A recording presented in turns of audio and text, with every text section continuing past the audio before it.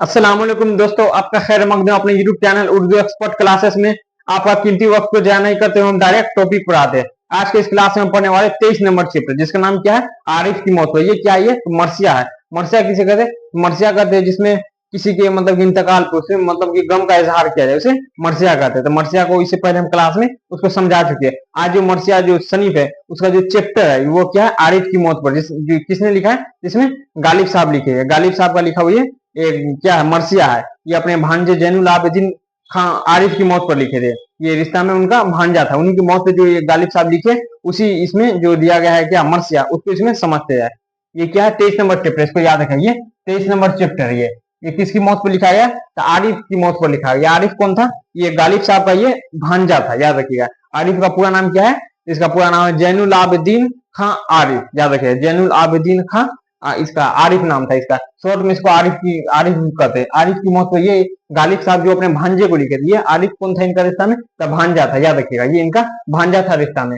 ये गालिब इसके मुसन्निफ है। इसके राइटर कौन? आरिफ की मौत पर जो ये मरसिया लिखा गया, इसके मुसन्निफ कौन है? इसके मुसन्निफ कौन है? तो गालिब है। गालिब को आप लोग जानते हैं, इससे पहले भी मकतूब निगारी, मकतूब निगारी में उसमें जो ये अपने दोस्त सैयद शाह करामत हुसैन करामत हमदानी के नाम ये जो गालिब ही थे जिन्होंने उनके खत लिखा था, उसमें भी गालिब के बारे में पूरा डिटेल में एकदम जितना मतलब हो सके उसको बताए थे। आप उस क्लास को भी आप जरूर देखिएगा। उसमें हम पूरा बेहतरीन ढंग से पूरा उसमें गालिब साहब का पूरा मतलब हालात जिंदगी जितना भी क्वेश्चन है सभी को हम समझा चुके हैं। इसका लिंक हम डिस्क्रिप्शन में आपको दे देंगे, उस वीडियो को आप जरूर देखिएगा। अब आइए टॉपिक पे आते हैं। ये 23 नंबर चैप्टर है आरिफ की मौत पर। इसके मुसन्निफ कौन है? तो गालिब है, मिर्जा गालिब है, याद रखिए। ये गालिब इनका तखल्लुस था, शॉर्ट में इनको गालिब कहा जाता है। इनका पूरा नाम मिर्जा असदुल्ला खान गालिब। तो ये जो गालिब इसके मुसन्निफ है, राइट। इसके बाद हम पहले मकतूब निगारी में समझा ही चुके, इसमें भी एक मरतबा और इसको समझ लेते हैं, इसलिए कि ये जो दिमाग मतलब ये ताजा हो जाएगा। इससे पहले मतलब कि जो बता चुके थे और उसको दोहरा देते फिर से।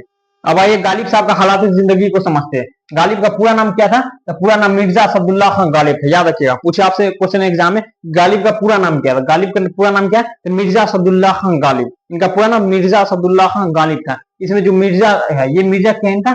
ये मिर्जा इनका लकब है। ये मिर्जा मिर्जा नौसा, मिर्जा नौसा इसको लिखते हैं। मिर्जा नौसा क्या है इनका? गालिब का लकब था, याद रखिएगा। गालिब जो थे ये पहले पहल मतलब ये तखल्लुस असद इस्तेमाल करते थे। असद इनका पहला तखल्लुस था, पहला, याद रखिएगा। मिर्जा असदुल्ला खान गालिब इनका पूरा नाम है। ये मिर्जा जो इसमें इनका क्या लकब है, मिर्जा जो है ये लकब। पूछे मिर्जा असदुल्ला खान गालिब में मिर्जा क्या है? मिर्जा क्या है? तो लकब है। ये पहले मिर्जा असदुल्ला खान गालिब क्या तखल्लुस इख्तियार करते, क्या करते थे?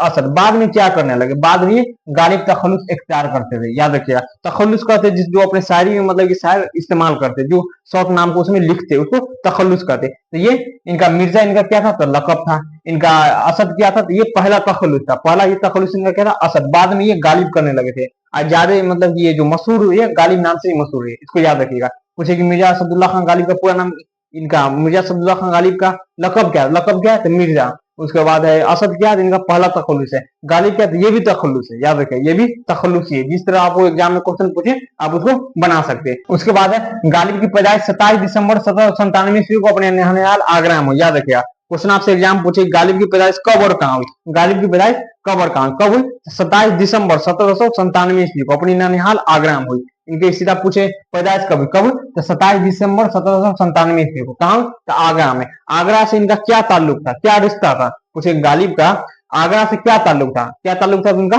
ये ननिहाल था। ऑप्शन दे, दादेहाल था, ससुराल था, इनका ननिहाल था। क्या हो जाएगा? इनका ननिहाल था। इनका नानी का घर कहाँ था? आगरा था। कहाँ पैदाइश हुई? तो 27 दिसंबर 1797 ईस्वी को अपने ननिहाल आगरा में। ये ऑब्जेक्टिव और सब्जेक्टिव दोनों में पूछा था, इसको याद रखिएगा। उसके बाद है गालिब के वालिद का नाम मिर्जा अब्दुल्ला बेग और वालिदा का नाम इज्जतुन्निसा बेगम था। क्वेश्चन आपसे एग्जाम पूछे गालिब के वालिदैन का नाम क्या? वालिदैन में दोनों आ जाता है, वालिद और वालिदा दोनों आ जाता है, इसको याद रखिएगा। जैसे इंग्लिश में पेरेंट्स बोला जाता है, पेरेंट्स में दोनों आते हैं, उसमें मदर और फादर दोनों आते हैं। उसी तरह इसमें इसमें वालिदैन कहा था उर्दू में, वालिदैन में दोनों आते हैं, वालिद और वालिदा दोनों आते हैं। वालिद का नाम क्या है? तो वालिद का नाम है मिर्जा अब्दुल्ला बेग, याद रखिएगा। गालिब के वालिद का नाम क्या है? मिर्जा अब्दुल्ला बेग। उनके वालिदा का नाम क्या है? तो इज्जतुन्निसा बेगम, याद रखिएगा। ये इनके वालिदा का नाम इज्जतुन्निसा बेगम, इनके वालिद का नाम मिर्जा अब्दुल्ला बेग, याद रखिए। मिर्जा अब्दुल्ला बेग इनके वालिद का नाम है। वालिदा का नाम इज्जतुन्निसा बेगम, याद रखिएगा। इससे पहले भी चैप्टर हम पढ़ा चुके, क्या था? हाँ, सर सैयद अहमद खान। सर सैयद अहमद खान की वालिदा का नाम क्या था? अजीजुन्निसा बेगम, याद रखिएगा। ये दोनों मतलब की मिलता जुलता था, इसमें आप कंफ्यूज मतलब नहीं होइएगा। ये इज्जतुन्निसा बेगम है। इज्जतुन्निसा बेगम किनकी वालिदा का नाम है? तो गालिब का। और उसके बाद सर सैयद अहमद खान के वालिद का नाम क्या है? अजीजुन्निसा बेगम। बस थोड़ा सा का ही फर्क है, याद रखिएगा। तो सैयद अहमद खान के वालिदा का नाम क्या है? अजीजुन्निसा बेगम। और गालिब के वालिदा का नाम क्या है? इज्जतुन्निसा बेगम। इसको याद रखिएगा। उसके बाद है गालिब की परवरिश चचा नसरुल्लाह खान बेग के जेर साया हुई। ये गालिब जो थे ये महज 5 साल के थे, ये महज 5 साल के थे जब इनके वालिद का इंतकाल हो गया। ये बचपन में ही यतीम हो गए, 5 साल की उम्र में ये यतीम हो गए। इनके जो चचा थे उनका नाम क्या है? चचा नसरुल्लाह खान बेग। ये जो इनके चचा नसरुल्लाह खान बेग जो थे उन्होंने अपनी सरपरस्ती में ले लिया। जब ये यतीम हो गए तो उन्होंने इनके मतलब की पूरा मतलब अपने अंडर में इनको निगरानी में मतलब अपनी परवरिश में ले लिया। वो इनकी परवरिश किसके जेर साया हुई? तो चचा नसरुल्लाह खान बेग के जेर साया हुई। चचा ने ही इनको मतलब पढ़ाया लिखाया, मतलब की इनको अपने अंडर में लेके परवरिश की। इसको याद रखेगा। पूछेगी नहीं गालिब की परवरिश किसके जेर साया हुई? किसके जेर साया हुई? तो नसरुल्लाह खान बेग थे, जो इनके रिश्ता में कौन थे? चचा थे, याद रखेगा। उसके बाद गालिब जो थे ये तालिब इल्मी के जमाने से शेर गोई स्टार्ट कर दी, याद रखिए। गालिब की शेर गोई की इब्तिदा तालिब इल्मी के जमाने से ही शुरू हुई है। मतलब जब स्टूडेंट लाइफ में ही थे ये गालिब साहब, स्टूडेंट लाइफ में ही थे, उसी वक्त से ये शेर कहना शुरू किए थे, शायरी कहना उसी वक्त से शुरू कर दिए थे ये गालिब। ये बहुत ही मतलब अपने वक्त मतलब बहुत ही मतलब क्या बोलते हैं, मतलब अपना स्टूडेंट लाइफ में भी ये बहुत मतलब महारत हासिल किए थे। उस वक्त भी ये पढ़ने लिखने में बहुत अच्छे थे। अभी तो इन गालिब को हर कोई मतलब ही जानता है। जो भी मतलब उर्दू को जानता है वो गालिब को जरूर जानता है। जो गालिब को नहीं जानता वो उर्दू को समझे नहीं जानता है। इतने बड़े मतलब ये शख्सियत थे ये। गालिब की शेर गोई की इब्तिदा तालिब इल्मी के जमाने से ही हुई। मतलब ये स्टूडेंट लाइफ में थे, उस वक्त से ये शायरी करना, ये शेर लिखना शुरू किए थे। उसके बाद है गालिब के आवाजदार ईरान से हिंदुस्तान आए थे। ये गालिब के जो आवाजदार थे, ये मतलब दादा परदादा, गालिब के जो दादा परदादा थे ये ईरान से हिंदुस्तान आए थे हिजरत कर। याद रखिए, ये इनके दादा परदादा थे ईरान के रहने वाले थे। ये लोग ईरानी थे, ईरान से हिजरत करके यहाँ हिंदुस्तान आए और यही इनकी मतलब पूरा यहाँ खानदान इनका रहने लगा। ये कहाँ से आए थे? ये क्वेश्चन आपसे एग्जाम पूछे, ये गालिब के आवाजदार कहाँ से हिंदुस्तान आए थे? कहाँ से? तो ईरान से। याद रखिए, ये ईरान से हिंदुस्तान हिजरत करके आया। उसके बाद हिंदुस्तान में सभी लोग यही रहने लगे। गालिब की इनकी पैदाइश कहाँ? इनकी पैदाइश यही है, भारत में हुई है। कहाँ हुई? आगरा में। यहाँ 27 दिसंबर 1797 में अपने ननिहाल आगरा में। इनके आवाजदार दादा परदादा यहाँ थे, इनकी पैदाइश यही हुई। याद रखिए, गालिब की पैदाइश कहाँ हुई? इनकी पैदाइश भारत में ही हुई है। उसके बाद है गालिब 5 साल के थे कि जब उनके वालिद का इंतकाल हो गया। गालिब महज 5 साल के थे। क्वेश्चन आपसे एग्जाम पूछे गालिब कितने साल के थे जब उनके वालिद का इंतकाल हो गया? गालिब महज 5 साल के थे जब उनके वालिद का इंतकाल हो। 5 साल की उम्र में ये यतीम हो गए। गालिब 5 साल के थे जब उनके वालिद का इंतकाल हो गया, इसको याद रखिएगा। उसके बाद है गालिब ने तकरीबन उर्दू में 900 खतूत लिखे। ये गालिब जो थे मतलब पूरे अपने हयात जिंदगी में मतलब ये 900 खतूत लिखे उर्दू में। याद रखिए, ये पूरी जिंदगी में 900 खतूत लिखे, एक दो नहीं 900। याद रखिएगा। क्वेश्चन आपसे एग्जाम पूछे कि गालिब ने तकरीबन कितने खतूत लिखे? कितने? तो लगभग 900 ये खतूत लिखे। ये खतूत कहिए या मकतूब कहिए, ये खत की जमा क्या? खतूत है। याद रखिएगा। मकतूब भी इस खत को मुतरादिफ, इसका मतलब खत का दूसरा नाम क्या है? तो मकतूब है। पूछे क्वेश्चन आपसे एग्जाम में ये गालिब ने कितने मकतूब लिखा या गालिब ने कितने खतूत लिखे थे? कितना हो जाएगा? 900। उसको याद रखिएगा। उसके बाद है गालिब ने उर्दू में खतूत के 2 मजमूए तहरीर किए। ये तो खतूत था 900, खतूत के 2 मजमूए। मजमूए के अंदर मतलब होता है कि खतूत का मजमूआ होता है, उसके अंदर बहुत सारा खतूत रहता है, उसके अंदर बहुत सारा खत रहता है। गालिब ने उर्दू में लगभग 900 खतूत लिखे, इसको याद रखें। उसके बाद है खतूत, गालिब ने उर्दू में खतूत के 2 मजमूए तहरीर किए। 2 मजमूआ कौन है? तो औद हिंदी और उर्दू मोल्ला। क्वेश्चन आपसे एग्जाम पूछे कि क्या खतूत का मजमूआ औद हिंदी ये किसका लिखा हुआ है या उर्दू मोहल्ला किसका लिखा हुआ? खतूत का मजमूआ किसका लिखा हुआ है? तो गालिब का है। उसको याद रखिएगा। ये ऑब्जेक्टिव और सब्जेक्टिव दोनों में 1 नंबर और 2 नंबर दोनों पूछता है। क्वेश्चन आपसे एग्जाम पूछे औद हिंदी ये किसका लिखा हुआ? ये खतूत का मजमूआ तो गालिब का। उर्दू मोहल्ला किसका लिखा हुआ? खतूत का मजमूआ तो गालिब का। ये पूछे गालिब के खतूत की किसी 2 मजमूए का नाम लिखे। खतूत की किसी 2 मजमूए का नाम लिखे तो आप लिख सकते हो औद हिंदी और उर्दू मोहल्ला। किसी एक आप पूछे तो आप औद हिंदी भी लिख सकते हैं, उर्दू मोहल्ला भी लिख सकते हैं। ये ऑब्जेक्टिव में भी देगा और 2 नंबर सब्जेक्टिव में भी देगा, इसको याद रखिएगा। उसके बाद है गालिब की शादी 13 वर्ष की उम्र में अमराव बेगम से हुई। गालिब महज 13 साल के थे। याद रखिए, जब गालिब की उम्र 13 साल की थी तब उनका शादी हो गया था। किससे हुआ? तो उनकी बेगम का नाम, उनकी वाइफ का नाम क्या है? तो अमराव बेगम। अमराव बेगम से गालिब की शादी सिर्फ 13 साल के तभी उनको करा दिया गया था। याद रखिए इसको। उसके बाद है गालिब की वफात 15 फरवरी 1869 ईस्वी को दिल्ली में हुई। इसको याद रखें। गालिब की पैदाइश कब हुई? तो 27 दिसंबर 1797 ईस्वी को अपने ननिहाल आगरा में। गालिब की वफात कब हुई? गालिब का इंतकाल कब हुआ? इसको याद रखिए 15 फरवरी 1869 ईस्वी। कहाँ हुई? दिल्ली में। इसको पूरा गालिब को जितना इसके हालात जिंदगी था सभी को हम बता दें। इसको आप सबको इसको आप याद कर लीजिएगा। अब आइए गालिब का लिखा हुआ जो मरसिया आरिफ की मौत पर, इसको समझते हैं। ये गालिब अपने भांजे जैनुल आबिदीन खान आरिफ की मौत पर इसमें मरसिया लिखे हुए, ये इनका रिश्ता में भांजा लाता है। याद रखिएगा। ये इसकी आरिफ की मौत पर मतलब इन्होंने गम का इजहार करते हुए इस मरसिया को लिखा है। इन्होंने अपने जो मतलब दिल में जो मतलब गम था इनका, मतलब इंतकाल पे जो अफसोस था मतलब कि अपने भांजा जैनुल आबिदीन पे, उसी को मतलब इन्होंने एक मतलब कि मरसिया के जरिए मतलब कि लिखने का काम किया। इसको आप हम लोग समझते हैं। इसमें फर्स्ट लाइन आपको इसमें स्क्रीन पर दिखाई दे रहा होगा, लाजिम था कि देखूं मेरा रास्ता कोई दिन और तन्हा गए हो अब रहो तन्हा कोई दिन और। इसमें गालिब साहब पहला लाइन में कहते हैं मतलब अपने भांजे से मतलब ये कहते हैं, मतलब कि वो भांजे मतलब तब उसका इंतकाल हो चुका, वो मर चुका है, मतलब कि अपने दिल में ही मतलब कि जो मतलब कि कह रहा है, मतलब कि ये मतलब कि अपने भांजे के लिए कह रहा है कि भांजा को कह रहा है मतलब कि मेरा रास्ता देखता मतलब कि कुछ दिन और, क्या जरूरत था मतलब इतना जल्दी तन्हा मतलब अकेले चले जाने को, मतलब ये मतलब कि एक तरह कह सकते हैं उनकी जो मोहब्बत था मतलब अपने भांजे से, उसको मतलब ये बयान कर रहा है कि अकेले ही मतलब चले गए, मेरा रास्ता मतलब देख लेता कुछ दिन और के बाद मतलब जाना, तन्हा अकेले ही चले गए।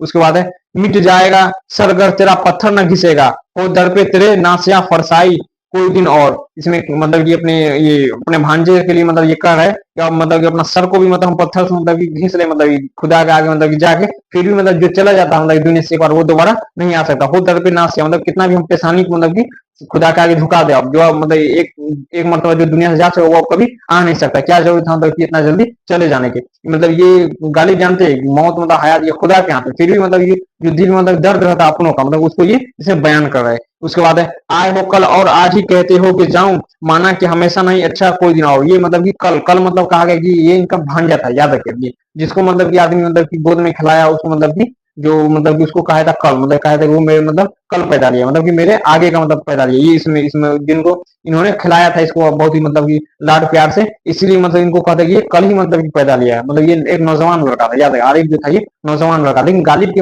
नजर में मतलब ये एक बच्चा था, ये कल का मतलब कि बच्चा था। वो इसमें कहा गया कि आए हो कल और कहते हो कि मतलब चले जाऊं, माना हमेशा नहीं कोई अच्छा मतलब किसी और दिन जाता, क्या जरूरत है इतना जल्दी मतलब चले जाने का। उसके बाद जाते हुए कहते हो कयामत को मिलेंगे, क्या खूब कयामत का है गोया कोई और कोई दिन और, मतलब कयामत इतना जल्दी है, जाते हुए आप कहते हो कि कयामत को मिलेंगे, मतलब कि हम अभी चले जा रहे हैं, आप मतलब कि आइएगा तो कयामत के दिन हम दोनों मिलेंगे। ये कयामत कोई अभी जल्दी आता है, ये तो हजारों साल अभी कयामत में मतलब अभी बाकी है, कयामत इतना जल्दी आने वाला नहीं है, इतना दिन हम मतलब अकेले अफसोस करेंगे जितने मतलब अजीज और कारीब ऐसा मतलब कि उसके मतलब कि अफसोस करेंगे कि मेरा मतलब कि अपना करीबी मतलब का करीबी का इंतकाल होगा, मतलब ये उसके मतलब कि दर्द में मतलब ये सब लिख रहे हैं। उसके बाद है हाँ ए फल के पीर जवा था अभी आरिफ, क्या तेरा बिगड़ता जो न मरता कोई दिन और। इसमें कहा गया मतलब कि ऊपर वाले मतलब खुदा के बारे में इशारा करते गया, क्या खुदा क्या तेरा बिगड़ता, मतलब कि अगर तू मतलब कि आरिफ को इतना जल्दी अपने पास नहीं बुलाता, क्या तुम्हारा बिगड़ जाता, इसको कुछ दिन और इसको जिंदगी मतलब जीने देता दुनिया में, इसको कुछ दिन और तू रखता, तुम्हारा क्या बिगड़ जाता। इसमें मतलब खुदा की तरफ इशारा करते हुए गालिब इसमें कहते हैं। उसके बाद है तुम माहे सब चार दहन थे मेरे घर के, फिर क्यों ना रहा घर का वो नक्शा कोई दिन और। मतलब तुम मेरे मतलब कि घर के 14वीं के चांद थे, मतलब कि बहुत तुम्हारे रहने से मेरे घर में बहुत खुशहाली थी। ये आरिफ की मतलब कि बारे में बता रहा है कि आरिफ के रहने से हमारे घर में 14वीं के चांद था, बहुत घर में खुशहाली था। मतलब कि उसके जाने के बाद मेरे घर का नक्शा वो नहीं रहा, मेरे घर में वो सुकून नहीं रहा, मेरे घर में वो खुशहाली नहीं रहा। अब मेरा घर मतलब कि अब एकदम बेकार हो चुका है, यहाँ हर कोई मतलब कि अफसोस कर रहा है, हर कोई इसमें गम में डूबा हुआ है। और पहले वाले वो जो खुशहाली जो घर में था, जो रौनक था, वो आरिफ के इंतकाल के बाद वो नहीं रहा, हमारे घर सब खुशियां चली गई, इसमें मतलब ये कह रहे हैं।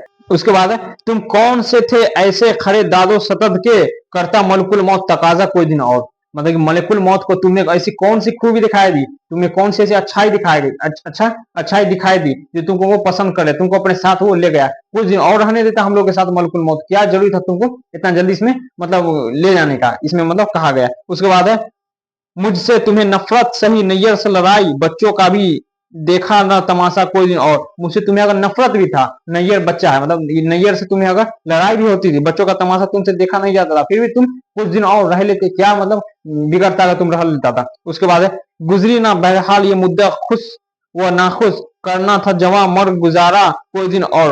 मतलब पहले हम लोग मतलब कि तुम्हारे मौत से पहले हम लोग खुश थे, कभी नाखुश थे, कभी खुश थे, कभी मतलब हम लोग गम में थे, लेकिन अभी जो हालत है इससे अच्छा ही थे, तुम्हारे मरने से पहले हम लोग जैसे भी थे सब पूरा मतलब फैमिली एक साथ बहुत ही खुश थे, लेकिन अब मतलब हर कोई मतलब मातम में लगा हुआ, हर कोई रोने धोने में मतलब लगा हुआ, अब बहुत ही मतलब घर का हाल पूरा मतलब सुख चैन सब छिन गया हमारे घर से, हमारे घर से ये पूरा लौट चुका है सब। उसके बाद लास्ट लाइन है नादा हो जो कहते हो कि क्यों जीते हो गालिब, किस्मत है मरने की तमन्ना कोई दिन और। इसमें गालिब अपने आप को नादान बता दे कि हम नादान है, गालिब कहते गालिब मतलब इसमें कहना चाह रहे हैं कि अगर जब हमारे भांजा को ले ही गए तो हमें भी मतलब अपने पास बुला लीजिए, इसमें मतलब खुदा को, लेकिन गालिब को पता है मौत और हयात खुदा एक ही बार सबको लिखता है, ये टल नहीं सकता है, ये गालिब बखूबी जानते हैं, इसीलिए इसमें बता रहे कि अगर पॉसिबल रहता तो मैं भी अपने भांजे के साथ मतलब कि दुनिया को छोड़ देता, मैं भी भांजे के पास ही चला जाता, लेकिन ऐसा हो नहीं सकता, ये गालिब को भी पता है। ये अपने भांजे जैनुलाब्दीन से बहुत मोहब्बत करते हैं, उसके लिए ये पूरा लिखा गया था। इसमें मतलब कि दर्द भी बयान किया गया है अपने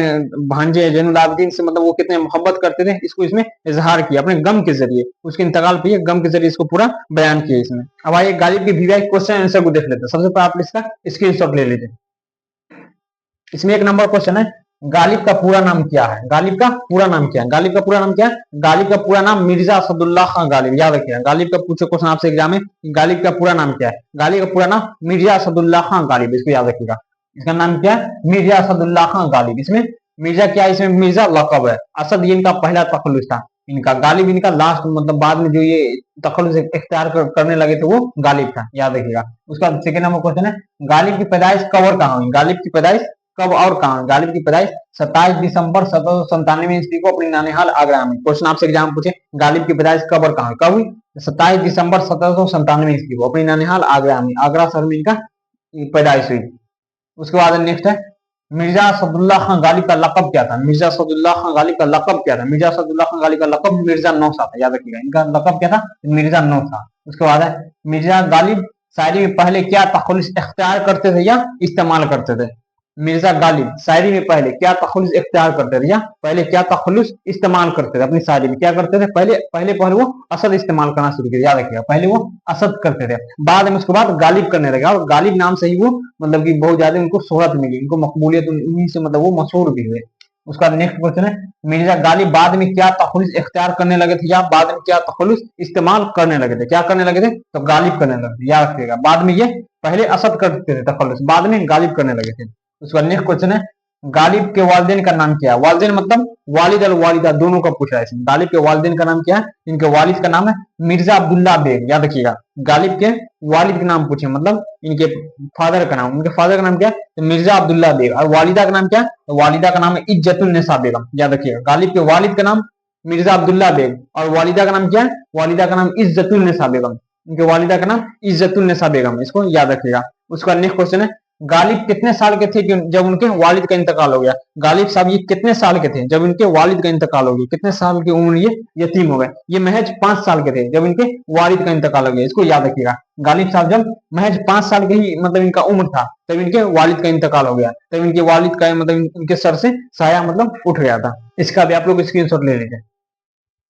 नेक्स्ट हमारा 8 नंबर क्वेश्चन, गालिब की परवरिश किसके जेर साया हुई? गालिब की परवरिश किसके जेर साया हुई, मतलब गालिब की परवरिश किसके अंडर में हुई, किसकी निगरानी में? किसकी निगरानी में? तो चचा नसरुल्ला खां बेग के, चचा नसरुल्ला खां बेग, ये गालिब के चचा थे, रिश्ता में ये गालिब के चचा थे। नाम क्या था? तो नसरुल्ला खां बेग, याद रखिएगा। नसरुल्ला खां बेग के जेर साया में ही मतलब इनकी परवरिश हुई गालिब की, इसको याद रखिएगा। उसके बाद है, गालिब के अजाद कहाँ से हिंदुस्तान आए थे? गालिब के अजाद मतलब इनके दादा परदादा कहाँ से हिंदुस्तान आए थे? कहाँ से आए थे? ये ईरान से आए थे, याद रखिएगा, ये ईरान से आए थे। उसका नेक्स्ट है, गालिब की शेर गोई की इब्तिदा कब हुई? गालिब की शेर गोई की इब्तिदा मतलब गालिब किस उम्र से, मतलब कि कब से मतलब वो शेर कहना शुरू किए थे? कब से? तो तालिब इल्मी के जमाने से, तालिब इल्मी के जमाने, जब ये स्टूडेंट लाइफ में थे उस वक्त से ये शायरी कहना मतलब शेर कहना ये शुरू किए थे। उसके बाद है, गालिब ने किन किन जुबानों में तब आजमाई की? गालिब ने किन किन जुबानों में तब आजमाई की, मतलब गालिब मतलब कौन कौन से ये जुबान जानते थे, कौन कौन से मतलब ये लैंग्वेज जानते थे, कौन कौन से जानते थे? तो उर्दू और फारसी दोनों मतलब की जुबान ये जानते थे, उर्दू भी जानते थे और फारसी भी जानते थे, इसको याद रखिएगा। उसके बाद है, गालिब की शादी किस उम्र में और किसके साथ हुई? गालिब की शादी किस उम्र में, मतलब गालिब की जब शादी हुई तो गालिब की उम्र कितनी थी और किसके साथ हुई? किसके साथ हुई? गालिब की उम्र जब 13 वर्ष की थी, 13 वर्ष की उम्र में अमराव बेगम से हुई। गालिब की जब शादी हुई तो गालिब की उम्र 13 वर्ष थी, याद रखिएगा। किससे हुई? तो अमराव बेगम से। उनकी अहलिया का नाम क्या है? अमराव बेगम। क्वेश्चन आपसे एग्जाम पूछेगी गालिब की अहलिया का नाम क्या है? क्या हो जाता? अमराव बेगम। या गालिब की बीवी का नाम क्या है? तो अमराव बेगम। गालिब की जब शादी हुई थी गालिब की उम्र क्या थी? क्या थी? तो ये महज 13 साल के थे, इसको याद रखिएगा। उसके बाद है, गालिब ने कितने खतूत लिखे? गालिब ने उर्दू में कितने खतूत लिखे? कितने खतूत लिखे? तो 900। ये तकरीबन 900 खत लिखे अपने पूरी मतलब की हयात जिंदगी में, जितने भी मतलब ये रहे लगभग 900 खतूत लिखे, इसको याद रखिएगा। उसके बाद है, गालिब ने उर्दू में खतूत के कितने मजमूए तहरीर किए? ये खतूत के मजमूए मतलब मजमुआ के अंदर बहुत सारा खतूत होता है ये, तो गालिब ने उर्दू में खतूत के कितने मजमूए तहरीर किए? कितने मजमूए तहरीर किए? याद रखिएगा, 2 मजमूए। ये 2 मजमूए तहरीर किए। पहला क्या? औदे हिंदी और उर्दू मोल्ला, या खतूत का मजमुआ है दोनों, याद रखिएगा, ये दोनों खतूत का मजमुआ है। ये गालिब में उर्दू खतूत कितने मजमुए तहरीर किए? तो 2। क्या है? पहला है औदे हिंदी, दूसरा क्या? उर्दू मोल्ला। या क्वेश्चन आपसे एग्जाम पूछे औदे हिंदी के मुसन्निफ कौन है? औदे हिंदी किसका लिखा हुआ? ये खतूत का मजमूआ किसका लिखा हुआ? तो ये गालिब का है। कुछ उर्दू या मोल्ला किसका लिखा हुआ? ये खतूत का मजमूआ, तो ये गालिब का है। इसको आप याद रखिएगा, इसका भी आप लोग स्क्रीनशॉट ले लीजिए। नेक्स्ट है हमारा 15 नंबर। गालिब ने अपने खतूत के बारे में क्या कहा? गालिब साहब जो थे ये अपने खतूत के बारे में क्या कहते हैं? ये गालिब साहब अपने खतूत के बारे में कहते हैं, मैंने अपने मरासला को मुकालमा बना दिया। याद रखिएगा, गालिब ने अपने खतूत के बारे में क्या कहा? गालिब ने अपने खतूत के बारे में कहा, मैंने अपने मरासला को मुकालमा बना दिया। इसको याद रखिएगा। उसका नेक्स्ट क्वेश्चन है, मैंने वह अंदाजे तहरीर इजाद किया है कि मरासला को मुकालमा बना दिया। ये कौल किसका है? ये कथन किसका है? हिंदी में इसको कथन कहते हैं। वही ऊपर वाला बात है कि मैंने अपने मरासला को मुकालमा बना दिया। ये कौल किसका है? मतलब ये किसका कहा हुआ है? ये किसका कहा हुआ? ये गालिब का है। याद रखिएगा, मैंने वो अंदाजे तहरीर इजाद किया है कि मरासला को मुकालमा बना दिया। ये कौल किसका है? ये कौल किसका है? तो गालिब साहब का था। याद रखिएगा। उसका नेक्स्ट है, गालिब की वफात कवर कहाँ हुई? गालिब की वफात कवर कहाँ? गालिब की वफात कब हुई? तो 15 फरवरी 1869 ईस्वी को। कहाँ हुई? दिल्ली में। याद रखिएगा, क्वेश्चन आपसे एग्जाम पूछे गालिब की वफात कवर कहाँ हुई? तो 15 फरवरी 1869 ईस्वी। कहाँ हुई? तो दिल्ली में। उसके बाद है शामिल निसाब मरसिया, गालिब ने किसकी मौत पर लिखा? ये जो शामिल निसाब चैप्टर जो मरसिया आरिफ की मौत पर, ये मरसिया गालिब ने किसकी मौत पर लिखा? ये मतलब कहने का मतलब है शामिल निसाब मरसिया ये आरिफ की मौत पर गालिब ने किसकी मौत पर लिखा? किसकी मौत में? तो अपने भांजे जैनुल आबिदीन खां आरिफ की मौत पर। ये रिश्ता में गालिब ये कौन थे? तो भांजा थे। नाम क्या था? तो जैनुल आबिदीन खां आरिफ। याद रखिए, जैनुल आबिदीन खां आरिफ इसका नाम था, भांजा का नाम। उसी की मौत पे ये शामिल निसाब मरसिया गालिब साहब ने लिखा था। उसको याद रखिएगा। उसके बाद नेक्स्ट है, आरिफ मरहूम गालिब के कौन थे? ये आरिफ मरहूम गालिब के कौन थे? ये भांजा थे। ये रिश्ता में कौन थे? भांजा थे। याद रखिएगा। उसका नेक्स्ट है, आरिफ की मौत पर किसने मरसिया लिखा? आरिफ की मौत पर किसने मरसिया लिखा? कौन आरिफ की मौत पर मरसिया लिखा था? तो गालिब। याद रखिएगा, गालिब साहब जो थे ये आरिफ की मौत पर मरसिया लिखे थे। ये इसके रिश्ते में कौन थे? तो मामू थे। ये आरिफ कौन था गालिब के रिश्ता में? तो वो भांजा था। ये जितना क्वेश्चन आंसर था सब आपको हम करा दिया। भाई किताब को देख लेते हैं, इसमें मारूजी सवाल ऑब्जेक्टिव इसमें दिया गया है। एक नंबर क्वेश्चन आपका स्क्रीन पर ये दिखाई दे रहा होगा। इसमें गालिब का पूरा पूरा नाम क्या था? गालिब का पूरा नाम क्या था? इसमें तो क्या हो जाएगा? बी नंबर ऑप्शन जो इसमें बे दिया हुआ क्या? असदुल्ला खा। इसे पूरा नाम क्या था? मिर्जा असदुल्ला खा। ऑप्शन में कहीं नहीं दिया गया। ऑप्शन में मुजीब खा, असदुल्ला खा, नातुल्ला खा, अजायब खा। तो क्या हो जाएगा? असदुल्ला खा। ऑप्शन जो बे है वो इसका सही आंसर हो जाएगा। उसका नेक्स्ट है 2 नंबर क्वेश्चन, गालिब शायरी में पहले क्या तखल्लुस इख्तियार करते थे? सरमद, इबरत, उल्फत, असद। क्या? असद। दाल जिसमें ऑप्शन है ये सही हो जाएगा, असद इस्तेमाल करते थे। उसका नेक्स्ट है, गालिब किस सन में पैदा हुए? 1798, 1799, 1797, 1795। क्या हो जाएगा? ऑप्शन जीन सही हो जाएगा, 1797 में। उसके बाद नेक्स्ट, गालिब के आवाजदात कहाँ से हिंदुस्तान आए थे? तेहरान से, इराक से, ईरान से, बगदाद से। ऑप्शन नंबर जीन सही हो जाएगा, ईरान से। उसका नेक्स्ट है, गालिब का इंतकाल किस सन में हुआ? गालिब का इंतकाल किस सन में हुआ? किस सन में हुआ? तो ये हो जाएगा 1858, 1856, 1855, 1869 ईस्वी में। याद रखिए, ऑप्शन दाल सही होगा, 1869। उसका नेक्स्ट है, मुख्तसर तरीन सवाल। इसमें 1 नंबर क्वेश्चन है, गजल की हैयत में गालिब की इस नज़म को आप क्या कहेंगे? क्या कहेंगे? इसको मरसिया कहेंगे। उसका नेक्स्ट है, गालिब की परवरिश किसके जेर साया? चाचा नसरुल्लाह खां बेग के जेर साया। याद रखिएगा। उसके बाद है, गालिब का पूरा नाम क्या है? गालिब का पूरा नाम क्या है? मिर्जा असदुल्लाह खां गालिब। वही ऊपर वाला क्वेश्चन है। उसके बाद नेक्स्ट है, गालिब के वालिद का नाम क्या है? गालिब के वालिद का नाम क्या है? मिर्जा अब्दुल्ला बेग। इसको आप याद रखिएगा। ये जितना भी क्वेश्चन आंसर था किताब का था या ये जो सिलेबस में दिया गया था या चैप्टर के बाहर जो दिया, सब हम आपको बेहतरीन तरीके से पूरा इसमें हम लिखा दिए। इसमें अगर आपको कोई सस्पिशन हो कोई, तो आप हमें कमेंट में जरूर बताइएगा। तब तक के लिए खुदा हाफिज।